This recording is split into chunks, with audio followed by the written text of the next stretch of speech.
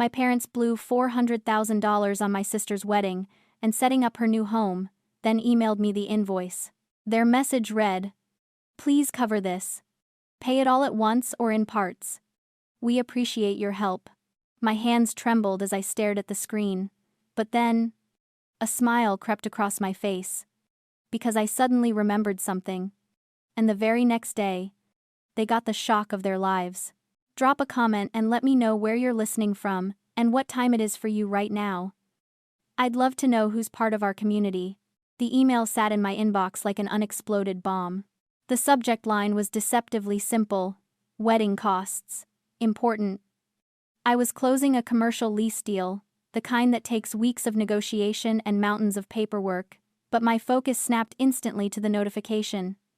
I opened it. Attached was a spreadsheet. It wasn't just a request, it was an itemized bill. $80,000 for floral arrangements. $150,000 for structural renovations to the Victorian house on Ashbury Street. Catering. A custom gown. A vintage car rental. The grand total at the bottom was bolded. $412,560. My mother, Christina, had added a note at the bottom. "Mackenzie, we put the deposits on our credit cards, but obviously we need to clear the balance before the big day. Please cover this. Pay it all at once or in parts. We appreciate your help. Love, Mom." For a moment, the office sounds faded away. The hum of the air conditioning, the distant traffic of San Francisco, the click of my assistant's keyboard, it all went silent. My hands started to shake. Not from fear, not from sadness. It was a pure, cold rage that started in my stomach and spread to my fingertips. They assumed. They just assumed. Because I was the lawyer. Because I was the one who had made partner at 27. Because for my entire life, I had been the designated safety net for their financial acrobatics. But then, the shaking stopped. I looked at the line item for the house renovation again. Structural repairs, 724 Ashbury Street. A memory surfaced. A document signed 5 years ago in a quiet, dusty office with my grandmother. A notary stamp. A transfer of deed. My mother and father didn't own that house. My sister Michelle didn't own that house. I did. A slow smile spread across my face. It wasn't a nice smile. It was the kind of smile a chess player gets when they see mate in 3 moves. I didn't scream. I didn't call them to argue. I didn't reply to the email with a refusal or a plea for sanity. I closed the spreadsheet. I opened a new document. I typed 3 words at the top of the page. Notice to quit.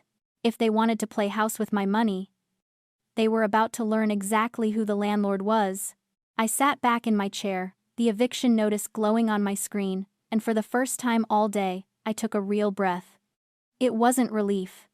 It was the calm before a very specific, calculated storm. To understand why I didn't hesitate, why I didn't feel a single pang of guilt about evicting my own parents and sister, you have to understand the ledger. It started when I was 6. My sister Michelle was 3. It was her birthday.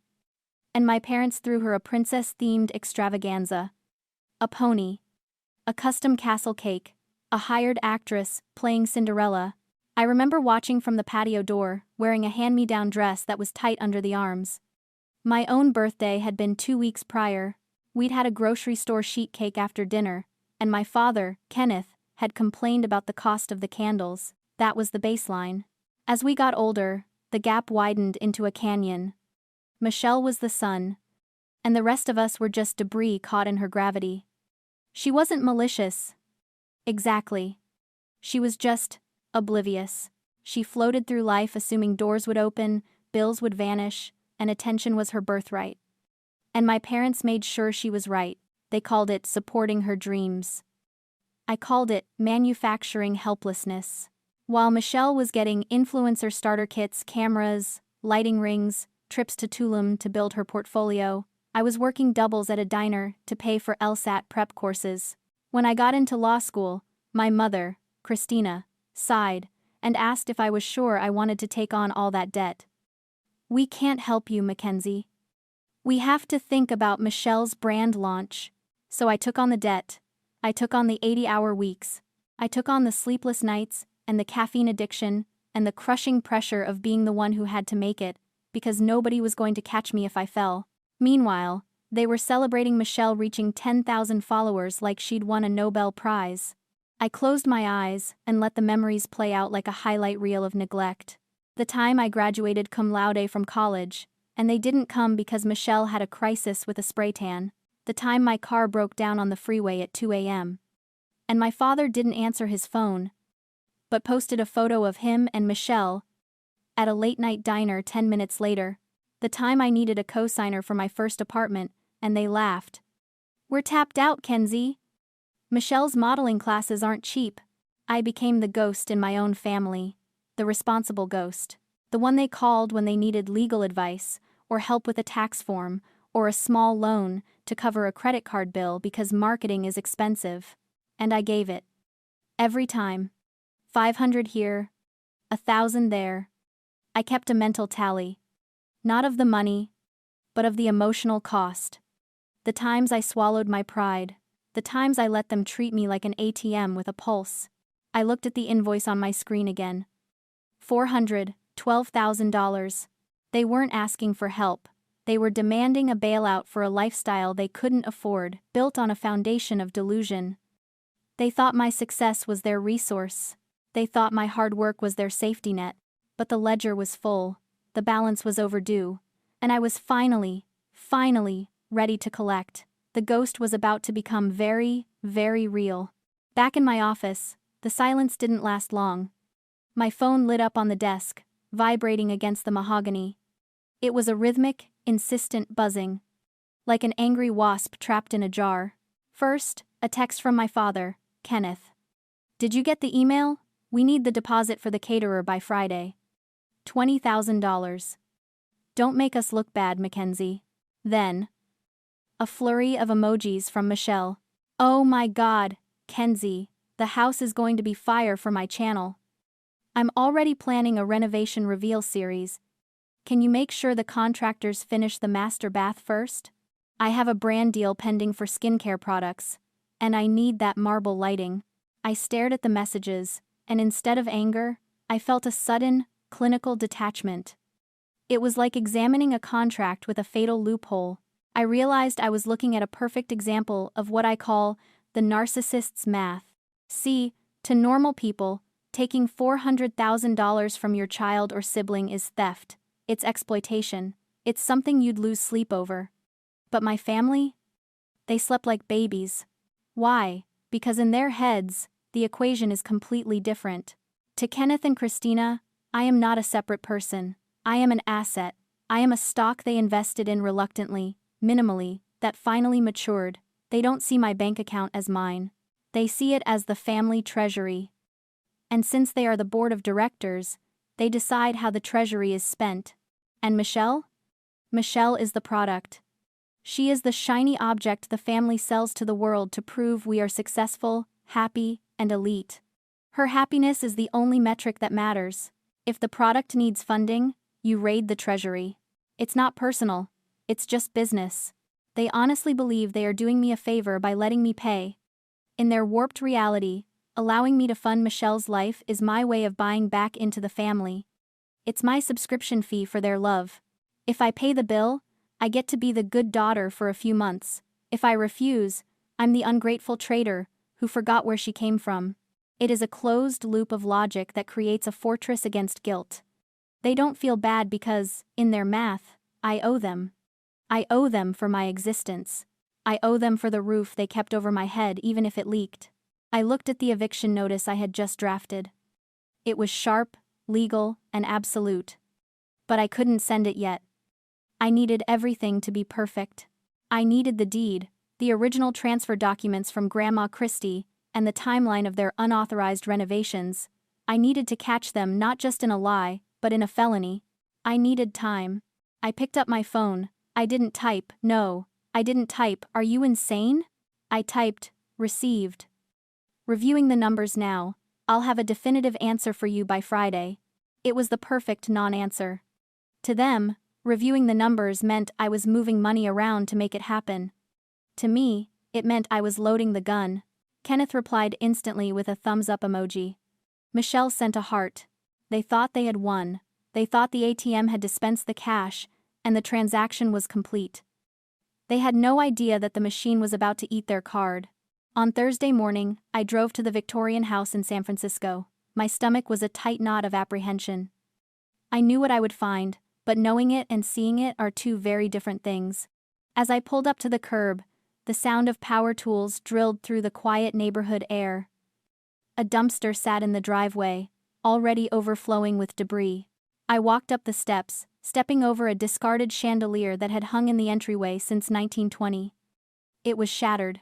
Inside, the devastation was total.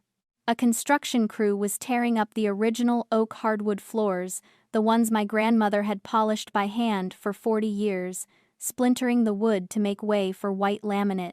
Michelle wants it bright, my mother had told me on the phone. More modern, more Instagrammable. I found Christina, in what used to be the dining room, holding a color swatch against a wall that was currently being sledgehammered. She looked up, annoyed at the interruption, then plastered on a smile when she saw it was me. "Oh good, you're here," she said, not even saying hello. "We have a problem with the contractor. He says the electrical rewiring is going to cost an extra $10,000 because of some code issue. We need your credit card." She held out her hand, palm up, expectant. I looked at her hand, then at the destruction around us. "Where are the built-ins?" I asked, my voice dangerously calm. "The mahogany bookcases." "Oh, we ripped those out yesterday," she said dismissively. "They made the room look so dark. Michelle needs open concept for her videos." She stepped closer, invading my personal space. "Mackenzie, focus. The credit card. The contractor is waiting." "I got the invoice," I said. "Oh, that." She waved a hand. "That's just a formality for the accountant. You know how it is. But obviously, we need you to handle the actual payments. We're doing this for the family, Kenzie. This house is going to be a legacy." A legacy. She was destroying a century of history to build a backdrop for TikTok dances, and she called it a legacy. "I'm not giving you my credit card," I said. Her smile faltered. "Excuse me? I'm not paying for this. And I'm not paying the invoice." Her eyes narrowed. "Don't be difficult. You know we put everything on the line for this. Your father leveraged his retirement. If you don't step up, we're exposed. Do you want to ruin your sister's wedding? Do you want to ruin us?" She was gaslighting me in real time, rewriting reality so that her recklessness was my responsibility. I didn't argue. I didn't explain. I pulled out my phone and started taking pictures. The shattered chandelier. The ripped-up floors. The demolition of the load-bearing wall they hadn't bothered to get a permit for. "What are you doing?" she demanded. "Documenting," I said. "Documenting what? It's a construction site. It's evidence," I said quietly. I turned and walked out, her voice rising in shrill panic behind me. "Mackenzie, get back here. Mackenzie, don't you walk away from me." I walked straight to my car. I didn't look back. The demolition of my childhood home was painful, yes. But it was also the final nail in the coffin. They had destroyed the house I loved. Now, I was going to take it back. I drove back to my office in a trance of cold determination. The construction chaos had been visceral. But the real weapon wasn't a hammer. It was paper. I unlocked my file cabinet and pulled the thick folder labeled Grandma Christie Trust. Inter vivos transfer. The documents inside were crisp, official, and devastating. 5 years ago, my grandmother Christie had called me. She was dying of cancer, but her mind was sharp as a diamond. She had seen Kenneth gambling away the family fortune on sure-thing stocks and flashy cars. She knew he would burn through everything she left behind. "I'm not letting him gamble away my father's house," she had told me, her voice frail but fierce. "I'm transferring the deed to you now, Mackenzie. While I'm still alive, Kenneth will think he inherited it when I die, but legally, it will already be yours." We had done it quietly. An inter vivos transfer, a gift given during life, bypassing probate entirely. Kenneth and Christina had never bothered to check the county records because they were too busy spending the life insurance payout on a vacation to Bora Bora. I spread the documents on my desk. The grant deed. Signed and notarized. The title report. Listing me as the sole owner. But as I reviewed the file, I found something else. A notification from the county recorder's office dated 6 months ago. A lien. I frowned and logged into the county database. My heart hammered against my ribs. Kenneth had taken out a $200,000 home equity line of credit on the Victorian house to pay for the wedding deposits. But how? He didn't own the house. I pulled the loan application image. There, at the bottom, was a signature. Christy Miller. My grandmother had been dead for 4 years. Kenneth had forged a dead woman's signature to take out a loan on a house he didn't own. The air in my office seemed to drop 10 degrees. This wasn't just entitlement anymore. This wasn't just bad parenting, this was felony mortgage fraud. He had leveraged my property, using a forged signature, to pay for Michelle's flowers. I picked up my phone and called a process server I used for difficult evictions. I need a rush job, I said. Tomorrow night. Napa Valley. A rehearsal dinner. Then I started drafting. Not just an eviction notice. A cease and desist order on all construction. A notice of fraudulent encumbrance. And a copy of the original deed transfer. I put everything into a thick, cream-colored envelope. It looked like a wedding gift. It was going to be the most expensive gift they ever received. On Friday night, I drove up to Napa Valley. The air was thick with the smell of vineyards and expensive perfume. The rehearsal dinner was being held at a private estate overlooking the valley, the kind of place that rents for $20,000 a night. I didn't have an invitation. I didn't need one. I arrived just as the sun was setting, casting a golden glow over the tables set with fine china and crystal. My sister Michelle was radiant in white silk, laughing at something a bridesmaid said. My parents were holding court, clinking glasses, playing the role of benevolent benefactors. I walked in, flanked by 2 men in dark suits. Not security, process servers. The chatter died down as I approached the head table. My mother's smile faltered. "Mackenzie, what are you doing here? You're ruining the aesthetic." "I'm not here for the aesthetic," I said, my voice cutting through the silence. "I'm here for the rent." I nodded to the server, who stepped forward and placed the thick envelope in front of Kenneth. "What is this?" he demanded, his face flushing. "Is this the check?" "Open it," I said. He tore open the envelope. As he pulled out the documents, his confusion turned to shock, and then to pure, unadulterated terror. "Notice to quit," he read aloud, his voice trembling. "Cease and desist. Grant deed." He looked up at me, his eyes wide. You can't own the house. Mom left it to me." "Check the date, Dad," I said. "Grandma transferred it to me 5 years before she died." "Because she knew." "Knew what?" Christina shrieked. "What is going on?" "She knew you'd gamble it away," I said.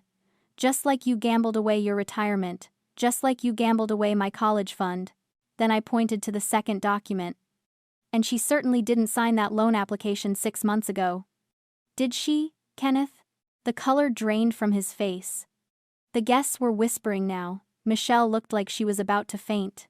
"You forged a dead woman's signature to take out a loan on a house you didn't own," I said, loud enough for the back tables to hear. "That's mortgage fraud.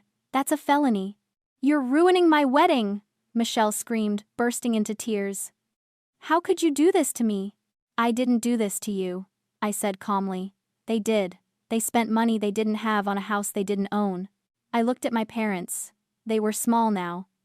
The arrogance was gone, replaced by the desperate, clawing fear of people who had been caught. "The wedding is over," I said. "And you have 30 days to vacate my property. If you're not out, the next people knocking on your door won't be process servers. They'll be the sheriff." I turned and walked away. I didn't look back at the chaos. I didn't look back at the ruin.